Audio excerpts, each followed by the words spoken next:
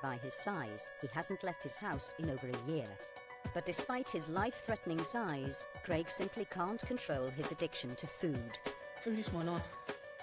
I have to eat when I'm hungry, and I'm just hungry more than anybody else. I know I'm going to die within 5 years if I don't have this operation. No one's body can take this much punishment every day.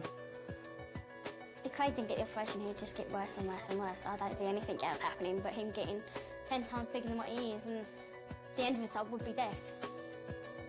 Expect graphic scenes of gastric bypass surgery on Fat Doctor.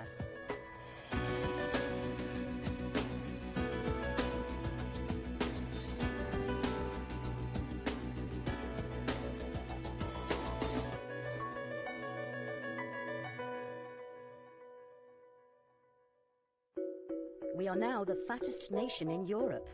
A quarter of British adults are dangerously overweight, and if current trends continue, by the next generation, over half of us will be clinically obese. The effects of this on the nation's health will be devastating. Obesity already reduces life expectancy by at least 30 years. But for many, however hard they try, they simply can't get rid of the fat. And the fatter they get, the more depressed they become. People say to me, oh, well, it's a matter of choice you'd be an obese. Don't think so. Why would I choose to be looked at in the street? Why would I want to inflict depression upon myself because of my low self-esteem? What I hate the most about my body, everything. Hate my belly, hate the bad bags, just hate everything. In desperation, many of Britain's biggest are turning to this man. Bariatric surgeon Shaw Summers carries out potentially high-risk but life-saving surgery to help the morbidly obese lose weight. He reduces their stomachs to the size of an egg. For me, the most rewarding aspect of bariatric surgery is the fact that I can turn somebody's life around, and that will persist for many, many years. I'd love not to have to do surgery on an otherwise normal person just because they're big. Unfortunately, it's the only thing that works at the moment. Shaw believes overindulgence and laziness is not the only reason for the current obesity epidemic. It's a really difficult subject to try and get to the bottom of what causes people to get fat.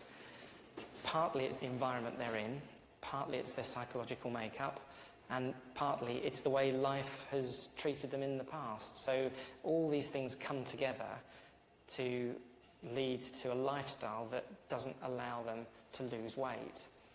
You then get into this cycle of despair where people are so upset, withdrawn and consumed by their inability to lose weight.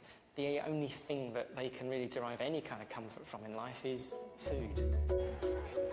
Here are some of the men and women for whom this life-saving surgery has worked. These are Shaw's former patients at their annual reunion. I've lost 17 stone in just over 13 months, and I feel fantastic. I've lost 7 stone in 7 months, and it's the best thing ever. Life has changed in so many ways. Before surgery, these people had been subjected to prejudice just because of their size. I was depressed. I spent a lot of time indoors. I would cry. If I went out, I had abuse from children. I had abuse from adults. That's the worst thing about being fat. Everybody has an opinion.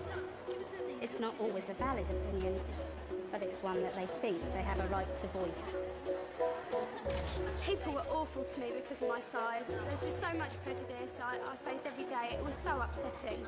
That's changed. I don't get that anymore. It's amazing how, you know, this weight just changes people's perception of you totally. I can't remember being that size, but obviously I was. I think you try and kid yourself, don't you, sometimes? But yeah, it's amazing the difference it's made. People just treat me differently. They don't get stared at walking down the street, apart from my obviously good looks now. It's results like these that 40-stone Craig Curtis is desperate to achieve. After the break, we find out why Craig has no alternative but to go under the knife to lose weight. I know I'm going to die within 5 years if I don't have this operation. And no one's body can take this much punishment every day.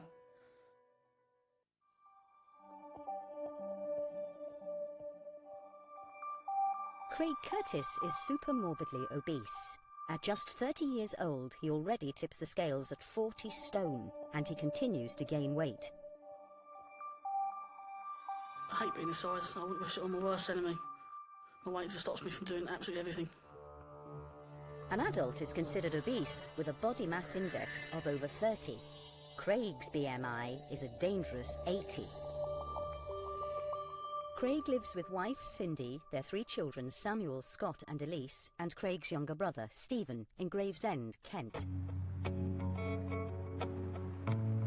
It's 6 a.m. and Craig and Cindy are woken by sons 4-year-old Samuel and 2-year-old Scott. But Craig has had yet another bad night's sleep and is not in the mood for play. Trying to make his 40-stone body sleep comfortably in bed is a nightly ordeal for Craig. I haven't slept properly for 2 years.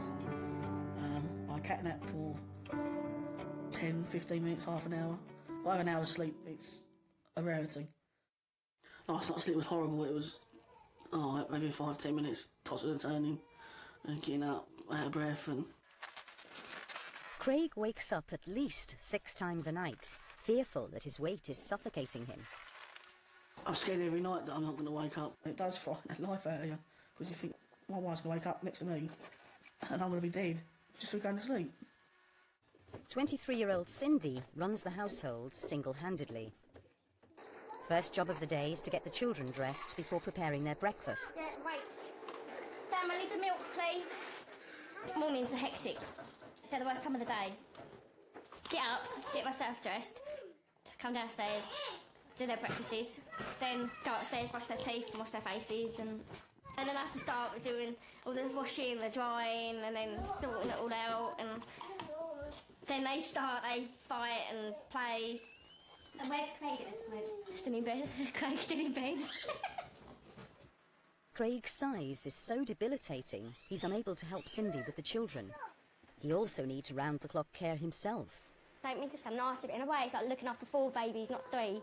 So it is quite hard work, my daily routine. Sing!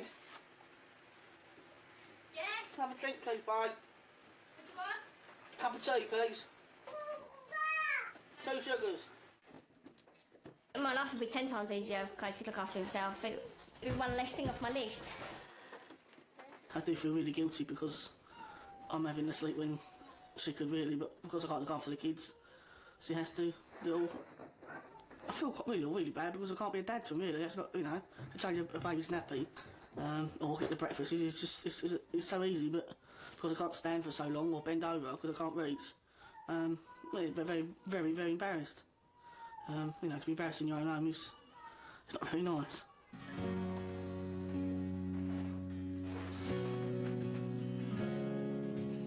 Sing! Hey! Can you come put my socks on for me, please?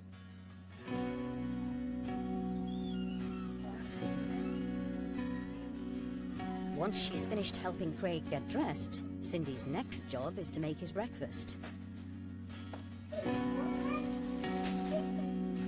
For Craig, it's the start of another long and difficult day. He hasn't left the house in over a year. My life is my house, I get up in the morning, I just sit there and watch telly. That is my friend. Me and the telly, sitting there wasting away. Breakfast, please. My wife puts up with it, I suppose. She has to put up with my size. I have to ask her to do everything for me because I can't. Sin? What? Another Coke, please. What? Another Diet Coke, please. Being this size, I feel dead inside. It's nothing to live for, really. I get bigger and bigger. It's only my family what I live for, to be honest. If I didn't have them, there would be no point. We're very depressed. Sort my life back.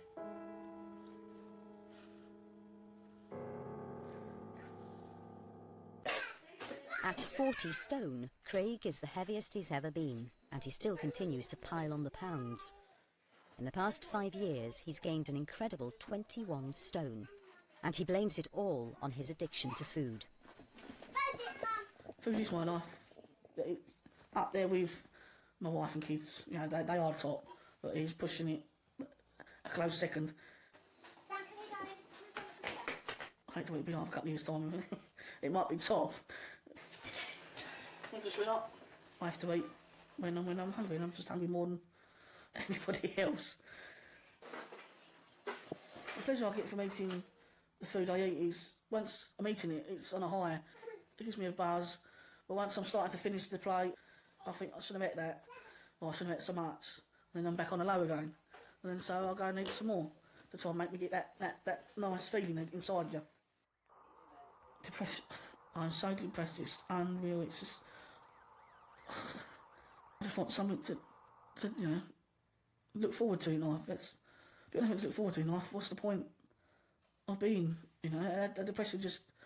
I feel depressed every single day, like I say, you get up and it's the same old thing, day in, day out. I just want some change. I want to be able to do something to just go out and for a walk, or go to shopping, or go to the pub. Can't do none of that. It's just depressed. And you sit in there, you see people going out, my wife, and I'm stuck in four walls looking at the telly.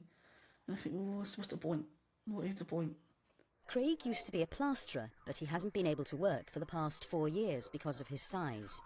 Money is tight, and his huge appetite puts a severe strain on the family budget. This is Craig's favourite food. This is what he craves the most: bread. Bread, sandwiches, toast, you name it, he has it. He can do a loaf a day himself, so I go through 2 loaves a day. That's how bad things is. This is another big expense of the week. Crisps. 26 days of crisps in here, and I go through 10 of these a week. On a real bad day, I will eat a 24 pack of crisps, a good loaf of bread. I am addicted to food because I have to eat the way I eat, the amount I eat every day. Otherwise I am hell to live with. I'm so grumpy. If I get hungry, I have to eat. We often have chips about 3-4 times a week because we're on a low budget as well. That's all we can afford: potatoes, chip, frozen stuff. Kids come first, so really whatever the kids are eating, sometimes that's what we have to eat. But we do try to have a meal, a nice healthy meal once a week, and then the rest is whatever we can afford and, on a daily budget. Back at home, Craig has to rely on brother Stephen to help him look after the children while Cindy is out shopping. Craig's biggest fear is that he's failed in his role as a father. It frustrates me not being able to play with the boys because that's what Dad does, doesn't it? I can't stay for more than 2 minutes, so that's the only way I can do it, is come out and just sit in the sun and watch them bounce around. Sam, he jokes around saying, Dad, can you come out? Oh, you've got a big fat belly, you can't come out to play, and that hurts. But I don't think he means, I think he's just trying to have a joke, but he means it in a different way. So, I don't know if he means it or not, but hopefully he doesn't. Do you feel useless? You feel like you should be here. The kids would be better with someone else because they can take them away on holiday, they can play with them. My biggest wish is to go out as a family, just do family things. We're not doing things joint. Everything's me. So, in a way, yeah, I do feel like a single mum. I worry every day that if something doesn't happen, me losing the weight, getting down to the size I want to, that she will leave.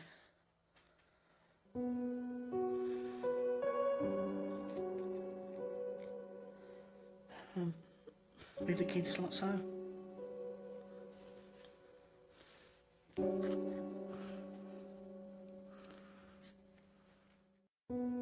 Craig was slim and active as a child, but when he was just 12 years old, his mum, Margaret, died suddenly. She was only 48. From that moment, Craig started to use food to console himself. From the day my mum died, I put the weight on. It just makes you feel good when you buy a chocolate or something good, not a bag of crisps. It just makes you feel good, and it takes, for that split second, it takes the grief away. Then you have another one because you feel down again, and another one, and it just on and on. After a couple of years, you put on 2 or 3 stone. I am a skinny man trapped in a fat man's body. I really are. All the sports I used to do when I was younger, and it's just want to come out and let me out. It really is. It's just like that. But with this bodysuit on, I can't do nothing. It's just people don't realise how how hard it really is being this size. They say it's your choice, but it's not my choice. No one would choose to be this size, ever. Not if they was right in the head. You wouldn't choose this life ever. It's tea time and Cindy is still on the go. I'm being good boy. I'm knackered this time at night. I'm so tired. Trying to get drained out because I know after I've done this, so it's all the clearing up, then I have to go and bath everyone. Then I help Craig get ready for bed also. It's a long day. It's always a long day. Nice. Before his weight piled on, Craig used to love cooking, but because he can't stand up for long, it's yet another job that's fallen to Cindy. But some of this rice is still lumpy, it's not cooking properly. I always have to ask him for how to cook dinners because I don't know how to do it properly. So I think that's done now. I'm easy cooking dinners if it's like chuck it in the oven or if it's do something with the chip wrap pie, then I'm easy cooking dinners. Something like this, I'm not easy doing it. I actually love cooking, it's like still a hobby to me, but I can't do it now obviously because of the weight. I can't stand for more than 2 or 3 minutes without having to sit down and obviously trying to cook. It's impossible to do really. So it's a no-go at the moment and Cindy has to take over. Craig has tried numerous diets over the past 5 years, but each one has ended in failure. Well, I haven't got no willpower at all, I can admit that. I try my best for a month or 2, but then I had a takeaway for a treat, and I think, I'll try again tomorrow, and tomorrow never comes. It's back to the same old routine of eating and drinking. When you're this big, it's not a case of going on a diet. You can't. You need your food. You need that kind of substantial amount of food every day. Food just wings all the time. When me and Craig come to bed and then we talk about what he's ate during the day and how he feels during the day, he gets very emotional and starts to cry because he realises the amount he's ate during the day and obviously what he's eating is piling on more and more weight, so he gets really upset when we come to bed about it, talk about it. Craig's 40-stone body has left him so incapacitated he can no longer go to the toilet on his own. He remembers with humiliation the first time he had to ask Cindy for help. And that takes your dignity away real big time. And the first time was so embarrassing. I didn't know what to do. I tried to wipe, to clean myself, and I couldn't reach. And it's so I didn't want to call her, but I had to. And she said, "No, I ain't doing it," and all that. And then I said, "Look, I'll have to." And got a bit emotional, and she's done it ever since. She said that's what wives are for, but I know that's not. So. The first time Craig asked me to wipe his bum, I just sat there and I was like, I'm not doing it. I ain't doing it for you. And then, obviously, I got up and he needed help at the end of the day. I'm not going to deny him of helping him. In my heart, I think she minds because, she shouldn't have to do it. It's not her job. Her job is to look after my kids. Not to clean her husband's up. But she says, I'm married to you. They say sickness and health. This is sickness. But no, it takes all your manhood and all the way, and it's real embarrassing. After the children have been bathed, it's Craig's turn. He finds it a struggle to wash himself properly. I can't actually sit down and have a proper bath as normal people would. So I have to sit on the edge of the bath with feet in, like I'm paddling, and then just, get on with it from there. When I have a bath, I bath myself. I can bath, the top half, what I can reach, and Cindy has to do the bottom half, to be honest, what I can't reach when I have to bend over, probably from the feet upwards to my waist. Obviously, private parts, and it's that one bit of dignity I've got is gone now because I have to rely on Cindy to do it. But really, she shouldn't have to do that for me. I should be able to do it myself, and it's like being a baby again. As Cindy performs her nightly task of applying cream to his sores, Craig knows he can't continue like this for much longer. Powerless to control his addiction to food, Craig wants obesity surgery to help him lose 22 stone of excess fat. I know I'm going to die within 5 years if I don't have this operation. And no one's body can take this much punishment every day. If Craig didn't get the operation, he'd just get worse and worse and worse. I don't see anything else happening but him getting 10 times bigger than what he is, and the end result would be death. Things would just be over. Tomorrow, Craig has an appointment to see bariatric surgeon Shaw Summers at his obesity clinic. He's praying Shaw will help him. This is the first time Craig has been out of the house in over a year. As he can't walk far, hospital porters have to push him in a wheelchair specially designed for the super-morbidly obese. It's an anxious time. Mr. Curtis. From this consultation, Shaw Summers will decide whether Craig is suitable for surgery. Can I ask how long you've been big? I've been quite big since I was about age of 12, but that's when the weight started to just pile on. Have you tried dieting in that time? Yeah, it just nothing seems to. I've not got much willpower. Can I ask about your average diet on a day-to-day basis? What kind of meal and eating pattern do you have? Do you have regular meals, or do you tend not to? No, not really. I'll get up and have breakfast. What would you have for breakfast? Probably about 4 slices of toast. Maybe a couple more if I'm hungry. Yeah. It's just snacking during the day. I know that's. So would you have lunch and dinner, or not really? Not really, no. If I do, it'd be sandwiches again for lunch with crisps and all the bad stuff. Diet Coke more. How much Diet Coke would you go through? Probably 2 to 4 litres a day. So would you say that the day's like one long meal? Yes. At 40 stone, Craig's weight is life-threatening, and after examining his eating habits and history of failed diets, Shaw is convinced that gastric bypass surgery is the only way Craig will be able to lose a substantial amount of weight. Right. The operation works to stop you behaving in a certain way with food, which I'm afraid for you is a life and death matter. Yes. I think it's fair to say that the risks that the surgery carries are fairly significant. Yeah. However, the risks of leaving you as you are, I think, are worse. Right, okay. Now, the risk of you not pulling through the surgery is in the order of about 1 in 10 to 1 in 20. That's more than, if I had 1 in 5 chance, or 1 in, 50-50, it's better than living like this now. I think if we were to leave you as you are, the chances of making it through the next 5 years are probably no better than 50-50.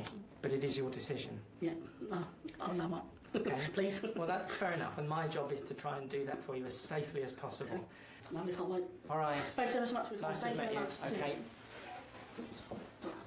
Thanks very much. See you soon. Bye. Coming up, one of Shaw's former patients, Rachel Barris, is thrilled by her 10-stone weight loss. But there was an even bigger surprise in store for her after surgery. I never ever dreamt that I'd be in this situation now. When I found out, it was a huge, huge shock. And it's the day of Craig's operation, and emotions are running high. After the operation, this will be a new start. Not just for me, for Cindy and the kids and everyone that I know.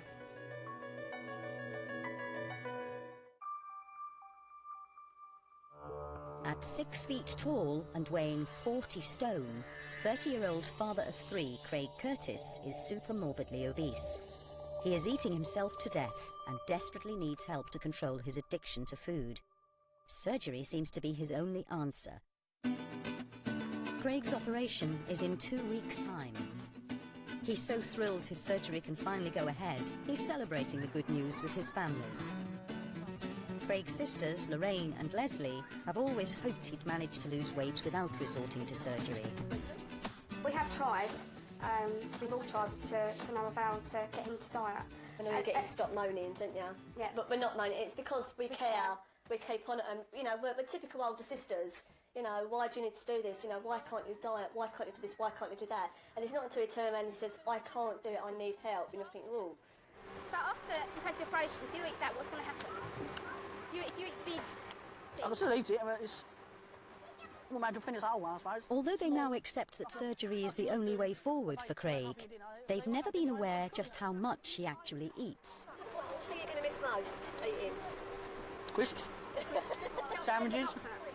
You don't eat a lot of crisps though, do you? Yeah. So how many packets does he eat a day then? 12? Jesus! A day? I think 12 packets a day. Easy. I didn't realise the amount he ate. He must just be one of those people that gorge. Because of boredom. It's probably because of boredom that he actually sits and eats Like 12 packets of crisps. I was gobsmacked. I was gobsmacked, I mean it was. 12 packets. God, dear. Yuck. Not nice. Lorraine and Leslie are desperate to see their brother happy again. They've seen a real change in Craig as his weight has piled on. He used to be so outgoing.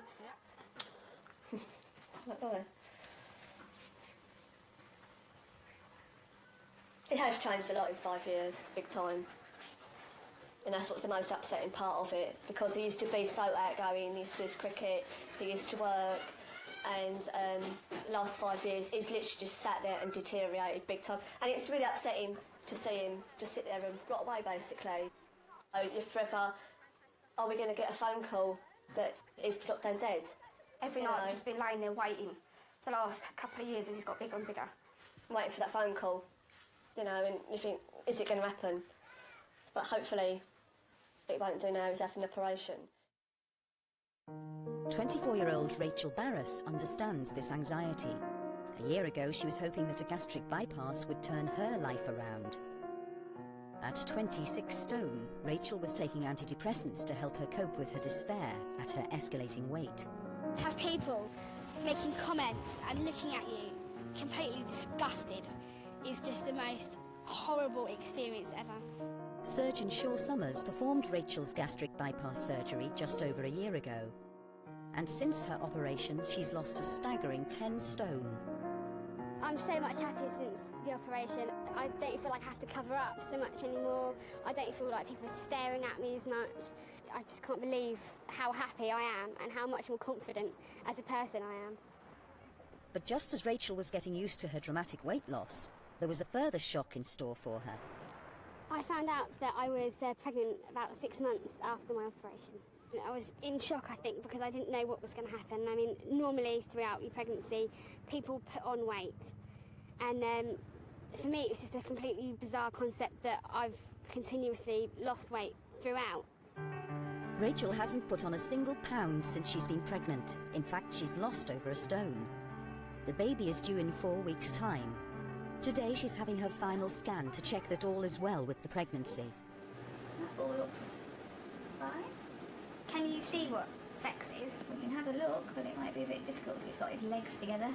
There's a little hand there. Oh, wow. There's a little face. Little fingers here. Let's wipe all the jelly off you. Brilliant, thank you. Sadly, Rachel separated from boyfriend Ben, the baby's father, early on in her pregnancy.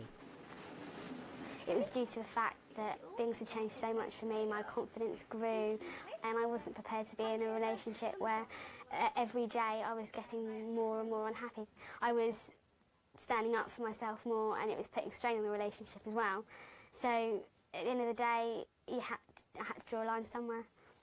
Bariatric surgeon Shaw Summers believes it's not surprising that a high number of patients' relationships break down after dramatic weight loss. Most people who have had the most tremendous change in their lifestyles, their confidence comes back, they become more self-assertive, and they feel very much better. They've got their life back. There is another side to it, though, that they do sometimes become different people. They stop being the fat, jolly one that says yes all the time, and they develop their own personality and start saying no. That can be difficult for some friends and family to cope with. Another little push. Okay, that's it. Congratulations. 4 weeks later, Rachel gave birth to 6-pound baby daughter, Sky. 2 minutes to 5. It was really odd holding her for the first time and just thinking, she's here, she's really mine, and she's so tiny. I think 6 pounds was a nice weight for her, nice and tiny, very, very petite. I hope she stays that way. It's Rachel's biggest concern that as Sky gets older, she too will develop a problem with her weight. It does worry me that Sky might do what I did and just pile it on and just eat and eat and eat. And I'm just hoping that she doesn't follow in my footsteps and have a weight problem. And I'm going to need some help and advice from, I think, a dietitian, just to see that I'm not overfeeding her as well. Rachel currently lives at home with her parents, Shelley and Chris. They can't believe how dramatically life has changed for their daughter since her gastric bypass surgery. I think it's phenomenal the way Rachel's life has changed.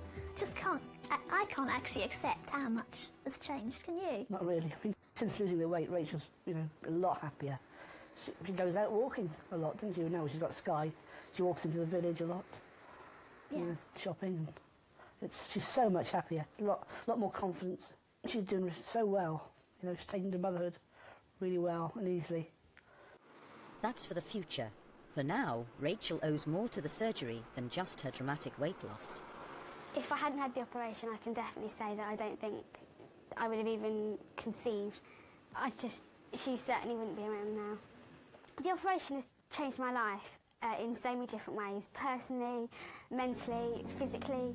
I was in a horrible, horrible place before the surgery, so I never ever want to go back there. It's like someone's given me another chance to start over again. At St Richard's Hospital in Chichester, it's the moment 40-stone Craig Curtis has been waiting for. Today, he's having a gastric bypass operation, which he hopes will help him lose a shocking 22 stone. There's a 10% chance that Craig won't survive the surgery, but he's showing no sign of nerves. I can't wait, just can't wait to get down there, to be honest. Excitement more than anything. After the operation, this will be a new start. Not just for me, for Cindy and the kids and everyone that I know. Oh, it's not my fault. Not your fault. Always mine.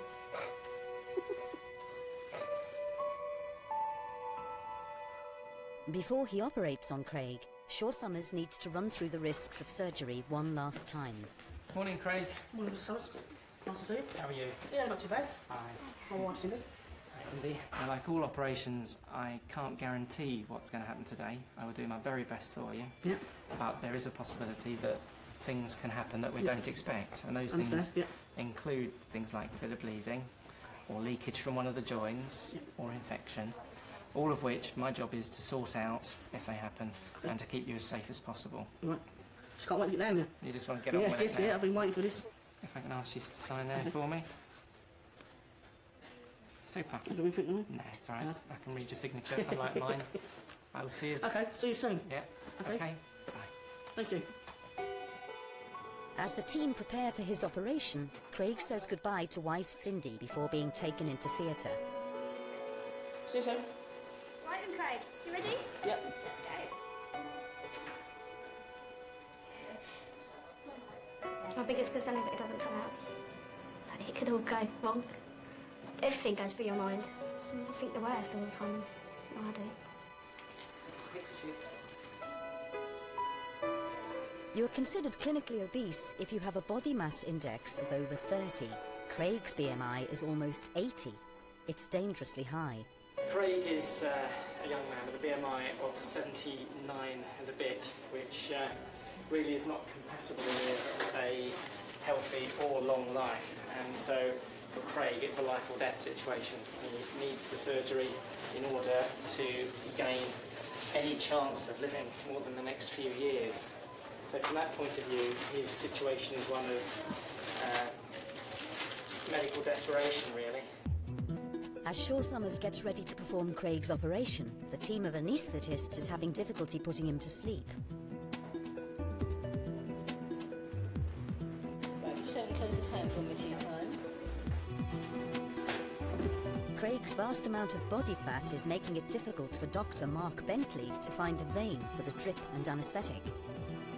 When you're ready for an operation, you've usually not had anything to eat or drink for several hours beforehand. And that means that the veins are relatively collapsed, so it's more difficult to find them. And then, if you've got a lot of padding, if you're quite big, as most of these patients are, then it tends to be a bit of a trouble. So. It takes Dr. Bentley 30 minutes to finally get the tubes in, but Craig can now be put under general anaesthetic and the operation can begin. Okay to start? Shaw Summers makes the first incision.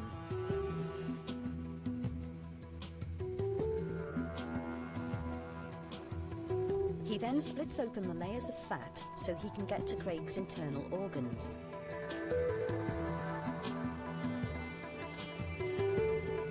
Just got down to Craig's tummy wall, and you can see that his fat is about that thick. So from the tips of my fingers to there is how deep the fat is around Craig's tummy wall. Then he's got a layer of muscle, and then there's more fat inside. Normally you should just be able to pinch an inch, and so you can tell there's a bit of a difference. Before he starts the gastric bypass, Shaw first of all removes Craig's gallbladder. The gallbladder stores a fluid called bile, which helps the body break down food. Because Craig will lose weight quickly, he's more likely to develop gallstones. So removing the gallbladder now will prevent the need for future surgery. The gallbladder doesn't get the signals to empty, so this is a gallbladder. Let's remove it. It's quite large in Craig's case. Now, what I've got to Shaw do Summers is can to now start the remove gastric bypass, fatty covering but of the first he must intestine remove so the that I can actually omentum, see the apron of fat small that protects the intestine intestine. This is what we call, normally this is a fairly thin sheet, probably about half that thickness, but in Craig you can see areas of it are about 1 inch thick. Okay, I've just got to find the start of his small intestine. Part of this operation is done by feel. You can't always look directly at what you're doing. You have to know what you're feeling, have very, very sensitive fingertips. Most surgery on the small intestine, which is what we've got here, would be done well out of the body. You could actually lift this right out and do it at a comfortable working distance, but here you can see I'm almost in the wound because the amount of fat is so deep. I'm having to work actually in amongst the rest of Craig. Before he staples Craig's stomach, Shaw has to bypass about 1 metre of his small intestine. This will reduce both Craig's appetite and the amount of calories that his body can absorb. This bypass surgery will also ensure Craig eats the right food in future. Eat the wrong stuff and his body will reject it. So that goes back in there. Shaw then uses a staple gun to create a much smaller stomach for Craig. And I've got a special stapler which is going to put 6 rows of staples across the stomach to stop the food going from the top of the stomach, my little stomach pouch, to the rest of the normal stomach. So I'm now going to make Craig's stomach smaller such that it will be about the size of an egg, whereas at the moment he probably has got the capacity about the size of a sort of small honeydew melon. Okay, stapling done. The final stage of the operation is joining the bypassed small intestine to the new stomach pouch. From now on, Craig will only ever be able to eat tiny amounts of food. It's going to be a drastic change. And now he can be stitched back up. Could be sore for surprisingly little time because for a man the size of Craig, this size cut is actually the equivalent of a 2 to 3 inch cut on a normal sized tummy. And that's it. So as you can see, his breastbone is there, his tummy button is there, and that cut is just under half the distance. So if you take it on me, there's my tummy button, there's my breastbone. A cut half the distance is that big, so it's like a tiny little cut equivalent for me. Craig's been in theatre almost 3 hours. You all finished? We'll get that nasty tube out of your mouth now. Dr. Bentley starts to bring him round before they take him to recovery. Only time will tell if the operation has been a success. Coming up, we find out why Craig has no alternative but to go under the knife to lose weight.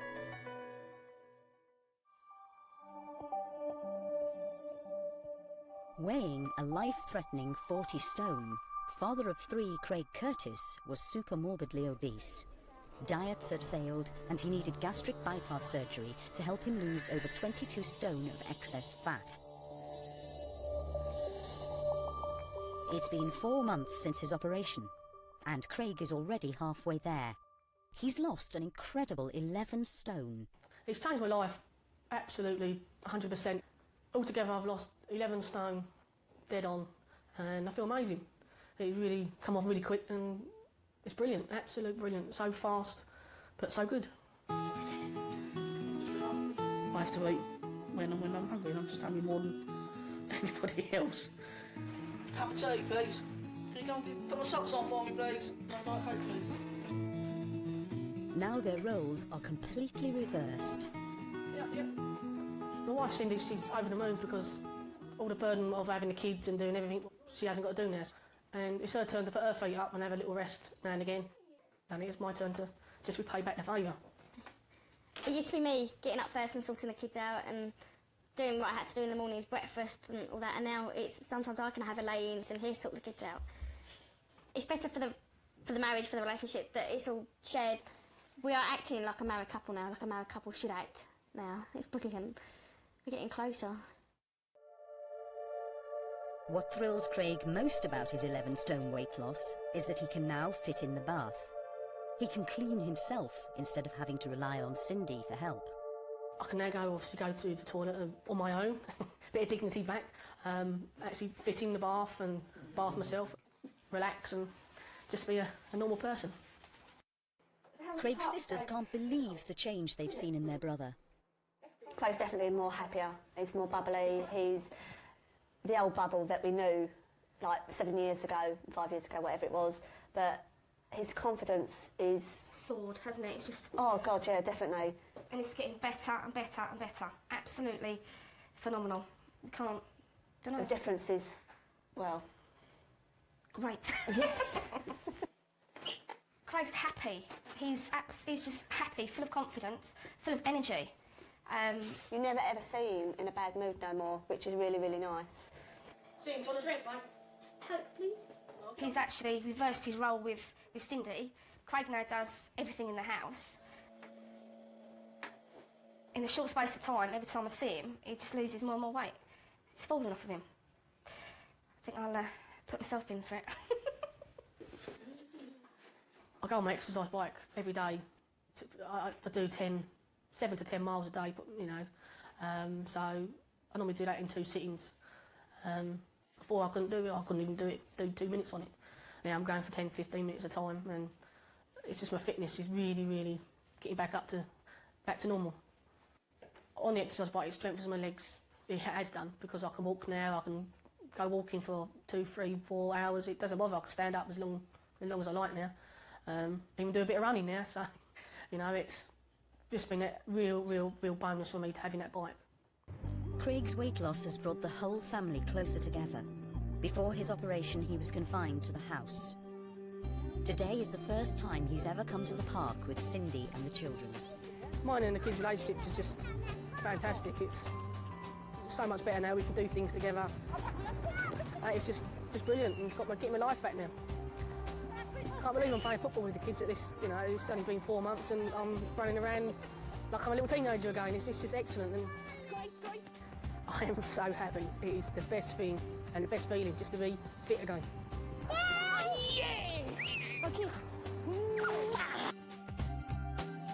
Back home, while Cindy baths the children and gets them ready for bed, Craig prepares dinner.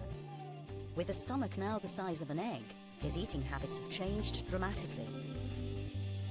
I miss food sometimes, but then I know what I can and can't eat, so I don't bother to touch it. But I still do miss the luxuries of goodies and that, but that's what got me to the size I was, so I think of it, I don't want to get that back to that size, so I don't bother having them.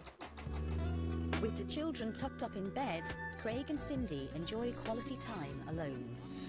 He's got a lot more pride, and he's got a lot more confidence in himself, and he's got a lot more bubbly, and he's like how he was when I first met him. It's the old Craig's come back. My hubby.